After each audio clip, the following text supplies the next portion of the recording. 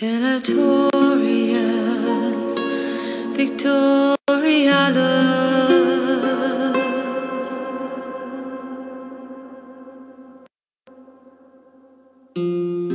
Erastus, necessitas.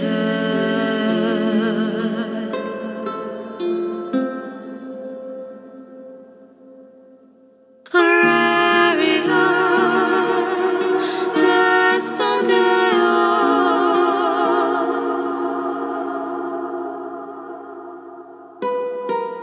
Spiritus obdomio.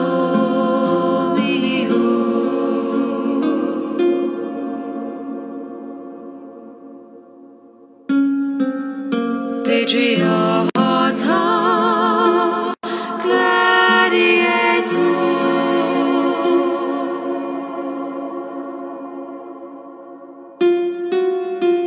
Afflictio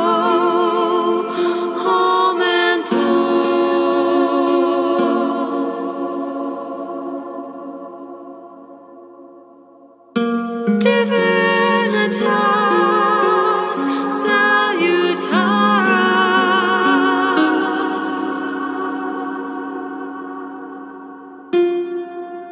Vertivas libertas.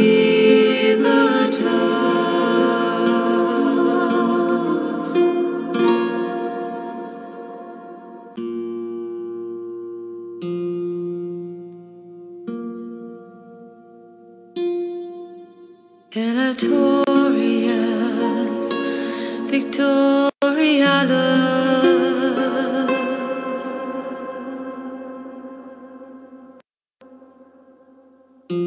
Erastus, necessitas.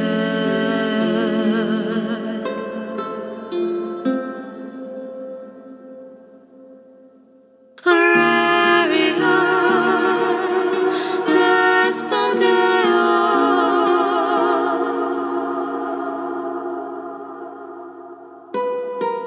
Spiritus obdomio.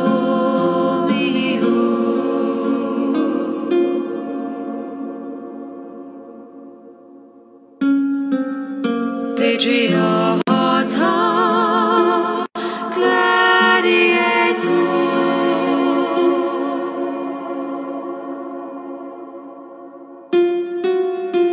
Afflictio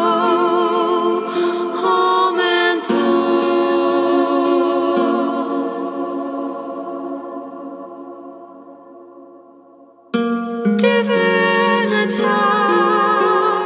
salutaras.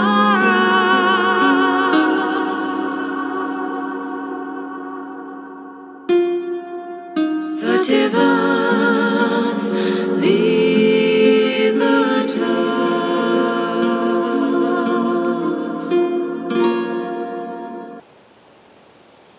Welcome to the Kingdom of Carthage. Hello my brothers and sisters of the Order, and welcome back to the Order.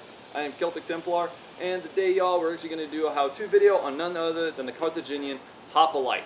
Now, maybe you might wonder, Templar, what is a Carthaginian Hoplite? Well, I'm glad you asked. In fact, one of my viewers, one of our channel members, none other than Celtic's Perspective, has asked us to do a video on these guys, mainly because, one, they're very rarely talked about. And actually, that's why I wanted to get onto this one immediately. One, these guys are pretty awesome, and the fact is there is much scholarly debate on what they would have worn and what their formation would have looked like. Well, as you see, I'm pretty much like the old Hellenistic period. That's because that's how they would have dressed and armed themselves. Pretty much because in the Mediterranean, it gets extremely hot as hell, especially seeing the fact I'm wearing Greek thorax instead of mail. Now, there is much scholarly debate that stated that they might have adopted mail armor from the Celtiberians or the Romans during the Punic Wars, but I doubt that. Because one, the Carthaginian hoplite was a citizen army to protect Carthage at all costs, meaning if the city was besieged, these guys would actually be used to protect the home city, not the other way around. Now, it sounds weird, I know, but that's actually how Carthage did it. In fact, the majority of Carthage's army was made up of mercenaries, not soldiers. Those regular type of elite military are the elite sacred band of Carthage. Or, as people would call them today, as the, partners of Carthage. The reason I say partners of Carthage is because, one, when they joined into the sacred band, they were stated to actually have the silver shields and have themselves a partner, a lover, being a male. That's right, these guys were homosexuals, but yet these guys were extreme badasses because, one, they fought to the death alongside their partner. That actually shows of how determined these guys were to protect not, well, their homes or whatever, but to protect the person they love the most. But yeah, I'll leave a link for them, I think, on Kings and Invicta that actually does a video on them, which I happily love. One, they did do a great job at it. But the major thing is, I had to put it out here, the elite sacred band of Carthage is a little different between the normal Hoplite. For one, they had the silver cuirasses, or iron cuirasses, while they said regular military like this would have just had the linal thorax. Some historians say, oh, but Templar, they would have also worn mail. Not exactly. As I said, because of the Mediterranean heat, there is a lacking of evidence that proves it. Because one, even when the Crusaders fought in the Crusades, it got extremely hot in the desert. And guess what? The part of Carthage is, well, on the shoreline of the desert. But the thing is, it's a lot more cooler to wear something like this rather than to wear something like mail armor that which acts like a jacket. So, yeah. Now, many of you all would ask, though, but Templar, how did the Carthaginian Hoplite fight? Well, as you can tell, they might have been like that of the old Hellenistic period. Just like that of the ancient, well, Romans, or as well, even that of the said Sicilians, the Carthage, well, pretty much anybody in the Hellenistic period, like even Sparta or even Athens. So yeah, there's a whole mess of it. Now people will also say, but they would have also done the Macedonian pike formation. Actually, due to the fact of Carthage's population of males, that seems highly unlikely. And the fact is, Carthage itself had its military base system on defense alone for its vast majority of the city. And the fact is, it couldn't take its entire citizen population towards war, which is why none other than Hannibal Barca of Carthage, who would later actually become the scourge of Rome, would actually majorly have foreigners fight for his army. In other words, mercenaries, not Carthaginian citizens. Now, there is a video on Armchair Historian's channel where he has mostly just hoplites, which makes no sense, which the majority of Hannibal Barca, Hannibal of Carthage's army would have actually been that of, when he first started out, would have been Libo-Phoenicians. Now, Libo-Phoenicians would originally have looked just like the Hoplite, but they would have later switched sometime around the, I want to say a little after the first Punic War, so that's how we can understand what they might have looked like. But if any of y'all want me to do a video on that, let me know down in the comments below. But now I'm hearing many of y'all, well, Templar, what type of weapons would these guys use? Well, that would be the following. One of the main weapons would be this bad boy, the spear. And this type of Hellenistic style spear has 2 points, mainly the thrusting style and the other thrusting style, the butt cap, which this is actually meant to be used in case if, say for example, you have your, well, tip of the spear broken. Yes, you can actually switch it and then use the butt spike as a stabbing weapon. Other reasons it's used is also to stab the dying enemy while you're marching forward. So that's give us a good example. Another weapon that of which these guys were also known to use were actually the throwing javelin, being one of them. But the other weapons, like swords, for example, would actually have to be 2 designs. Let me put this helmet back on here real quick.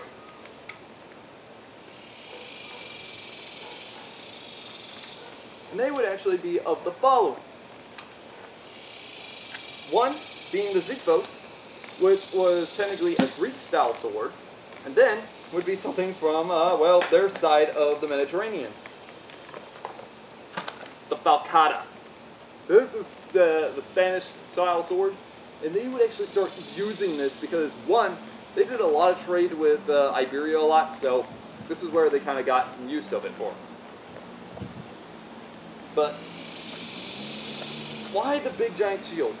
Well, major reason is for one reason alone. Formation. And the fact is, these would lock the shields and start to push forward. This is kind of one of the whole scary parts about them. Now, helmets, though, there is a big rarity of people saying what helmet they would have used. Many people say it would have been the Montefino helmet, like this, but I don't think so. The helmet I think would be this, for one major reason. The Mediterranean sun would be bearing down on them, because what? They need something to take the said sun out of their eyes. As well, they pretty much have this entire head fully protected. The only thing that's fully exposed is my neck and as well my eyesight, but that's about it. And the fact is, sometimes by this point in time they would even have cutouts for the ears so that way you can hear commands. But the thing is, these guys are pushing forward on the battlefield. So that's saying of what these guys might have looked like. There are other designs of helmets they would have used. But as well, I'll leave links down below if y'all want to see animated versions of the, well, Carthaginian army and its rise and fall to power. I also heavily appreciate Epimetheus, Armchair historian, and Invicta for helping me out with some of this information. And I'm glad to actually, well, make this. But, as well, many of you also ask, are the legs covered? Yes, they are. So, yeah, I'm fully equipped and ready to fight. So, why not, how about enough talking, and you'll see how good this armor is. Shall we?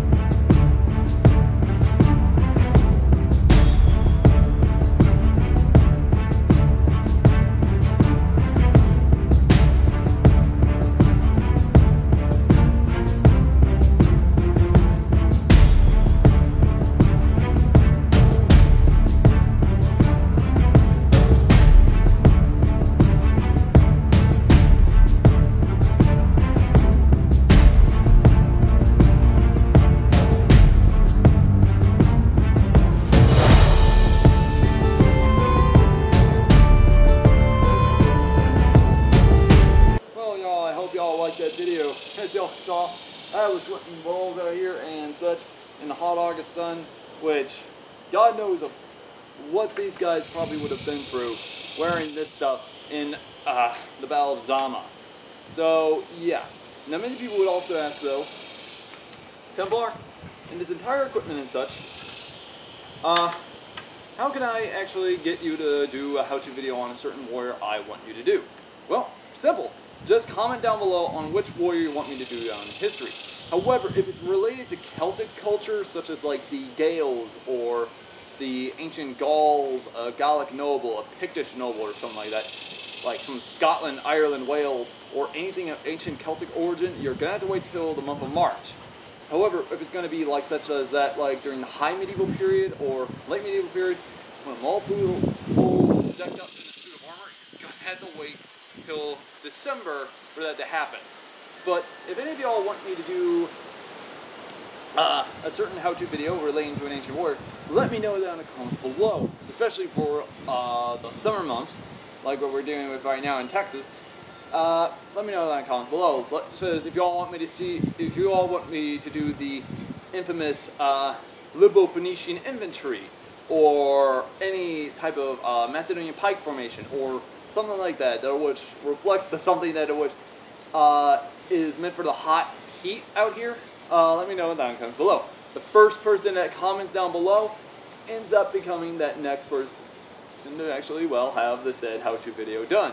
In other words, we'll have your how-to video done immediately as soon as we can. But, as I said, if it's related to Celtic or high medieval period, you're gonna have to wait. But anyways, guys, this has been Celtic Templar. Like and subscribe for more, and as well, click that bell button for more notifications when the next video comes up. If any of y'all have any other suggestions on any type of videos or on history you want me to do, let me know in the comments below as well. Like and subscribe, and hopefully see y'all in the next one. Have a great day.